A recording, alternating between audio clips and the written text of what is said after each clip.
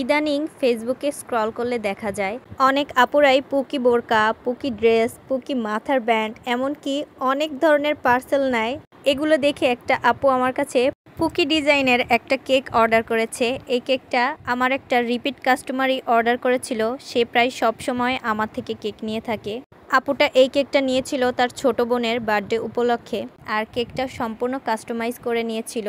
কেকের কালার এবং সম্পূর্ণ ডিজাইনটা আপুর মনের মতন করে বানিয়ে দিয়েছিলাম। এই কেকটা আমি একটু হাইটের ভিতর রেখেছিলাম। 1 পাউন্ডের একটা ভ্যানিলা ফ্লেভারের কেক ছিল। আমি 5 ইঞ্চির একটা রাউন্ড মোল্ডে কেকটাকে বেক করে নিয়েছিলাম।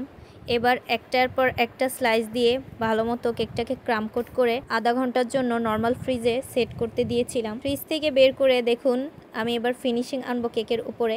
আর সব থেকে অবাক হওয়ার বিষয় একটা আছে, তা হলো আপু আমাকে বলেছিল একটু পিঙ্কের ভিতর রাখতে কেকের কালারটা। ভাগ্যবশত আমি বুঝতেই পারিনি আমার বানানো কেকটার সাথে একদমই থিমটা মিলে যাবে। আর আমাকে কিন্তু আপু কোনো ড্রেসের কোনো ছবি বা কিছুই দেয়নি, এমনকি কোনো কালারও দেয়নি। আমাকে যেভাবে বলেছিল আমি ওইভাবেই চেষ্টা করেছিলাম। ক্রিমের সাথে 1 ড্রপ মতো রেড কালার মিক্স করে এই কালারটা আমি এনেছিলাম, হালকা পিঙ্ক। এখন পুরো কেকটাই ক্রিমটা দিয়ে কাভার করে নেব।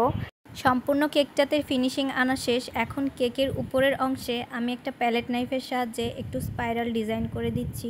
কেকের উপরে এই স্পাইরাল ডিজাইনটা করতে আমার যেরকম অনেক ভালো লাগে, দেখতেও কিন্তু অনেক সুন্দর লাগে ডিজাইনটা। এখন কেকের এক সাইড বরাবর আমি একটা পুকি ডিজাইনের রিবন দিয়ে দেব। এই রিবনটা আমি রেডিমেড কিনে এনেছিলাম। আপনারা যে কোনো বেকিংয়ের দোকানে এই রিবনটা পেয়ে যাবেন। দেখুন রিবনটা সেট করার পর কত সুন্দর লাগছে। এখন কেকের উপরে কিছু হোয়াইট কালার সুগার বল দিয়ে দিচ্ছি। এই সুগার বলগুলো অ্যাড করার পর অনেক বেশি সুন্দর লাগছিল কেকটা, এবং কাস্টমারের ডিমান্ড অনুযায়ী আমি কেকের সাইডেও ছোট ছোট কিছু সুগার বল দিয়েছিলাম। এই হলো কেকের ফাইনাল লুক। আপনাদের কাছে এরকম পুকি ডিজাইনের কেকটা কেমন লেগেছে একটু কমেন্ট করে জানাবেন। কাস্টমারের কিন্তু অনেক বেশি পছন্দ হয়েছিল। আমি ভিডিও শেষে কাস্টমারের রিভিউটাও অ্যাড করে দেব। আর সত্যি বলতে কেকটা অনেক বেশি সুন্দর লাগছিল। সিম্পল ডিজাইনের ভিতর হলেও আমি এই কেকটাকে নিয়ে একটু ছাদে গিয়ে ছবি তুলে এনেছি। ছবি তুলতে তুলতে এতটাই ব্যস্ত হয়ে গেছিলাম যে হঠাৎ তাকিয়ে দেখি কাস্টমার কেক নিতে চলে এসেছে। তারপর দেরি না করে তাকে কেকটা বুঝিয়ে দিলাম।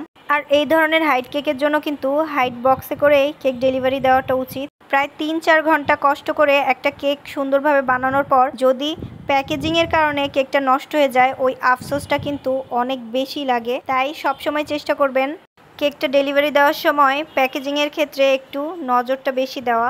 যেমন কেকের থেকে বোর্ডটা একটু 1 থেকে 2 ইঞ্চি বড় রাখা, এবং বোর্ডের থেকে বক্সটা ওরকম 1 থেকে 1.5 ইঞ্চি মতো বেশি রাখতে হয়। আজকে এই পর্যন্তই। সবাই ভালো থাকবেন, সুস্থ থাকবেন। আল্লাহ হাফেজ।